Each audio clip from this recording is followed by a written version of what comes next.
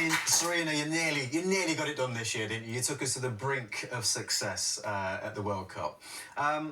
Narrowly defeated by Spain. It was a tough game. I mean, Spain were a brilliant side, weren't they? But you did come away with the UEFA Women's Coach of the Year award, which you actually kind of you dedicated in a way to Spain, didn't you? Why was it important for you to do that? Because it's not really normal.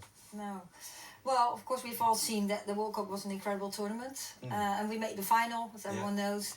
And we came just a little bit too short and they won it. And they played such good football, but they had all issues going on. Not only what happened straight after the final, but before that too.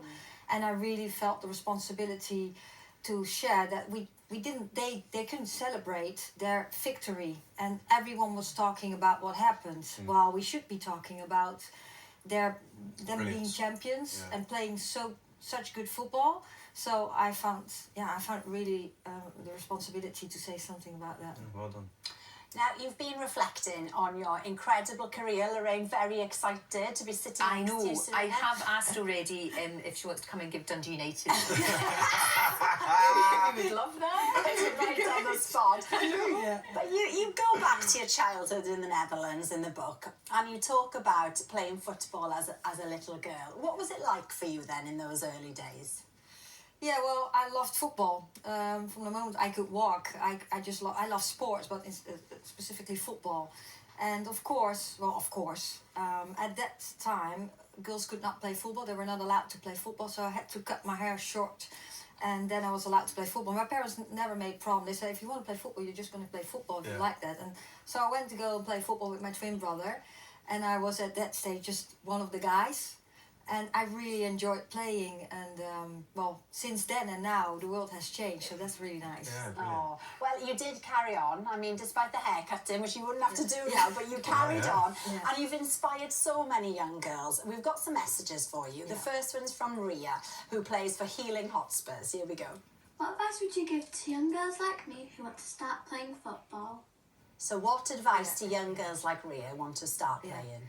Well, first of all, the most important thing is enjoy football and follow your dreams. And it doesn't matter whether you're really good or you're not so good. Just enjoy the game and keep doing that as long as possible. I mean, of course, what did inspire Ria is, the Lionesses and winning the Euros.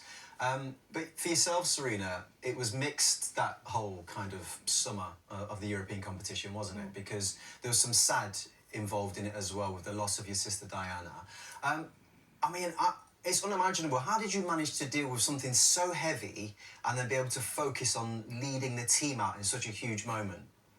Yeah, she had been ill for a year, so we knew she was going to pass away, which is very hard, of course. But we had so many conversations, and right before she passed away, she said, you go and get that prize, and do well, and enjoy it. And I'll be there. I'll sit on the post or a crossbar. I'll help a little bit.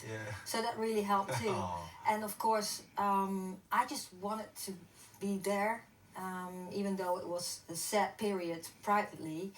I really wanted to be there and really wanted to perform with the Lionesses, and we had had an incredible year together. So it felt good, and it worked. No, brilliant. Well, Sarina's book, What It Takes, is out tomorrow. Takes a lot to be a winner like Sarina. Well, thank you to all of